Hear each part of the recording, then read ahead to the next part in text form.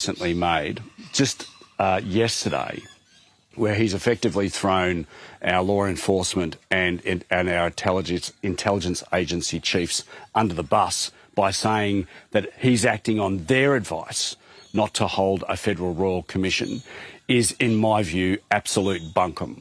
As the Deputy Chair of the PJCIS for the last 3.5 years, I worked very, very closely with our intelligence chiefs and our law enforcement agencies. And I can tell you, without a shadow of a doubt, there is no way that those chiefs would have advised the Prime Minister not to hold a royal commission. They would have said, it's a matter for you, Prime Minister, because it is a political decision.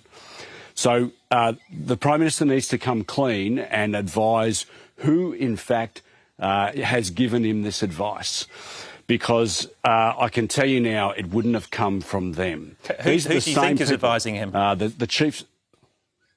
Well, I mean, the Prime Minister said yesterday he's taking advice from within the National Security Committee.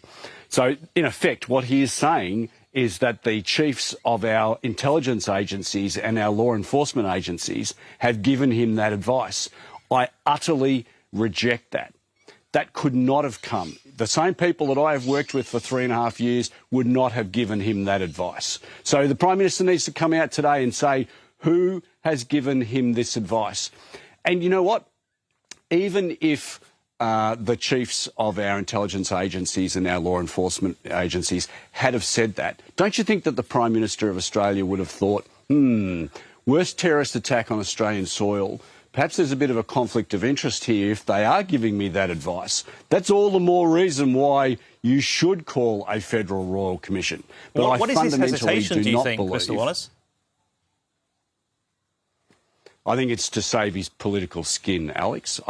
That's all it can be. We've heard just in the last couple of days reports coming out from within the Australian Labor Party that they have a problem with anti-Semitism. The review that the Prime Minister has announced with Dennis Richardson is so myopic in its view. He couldn't even bring himself to write into the terms of reference the term anti-Semitism or Islamic fundamental extremism. He couldn't do that. So Peter Jennings was right to point out in The Australian this morning that what the Prime Minister is trying to do is look at this problem of anti-Semitism through a straw. That is not acceptable.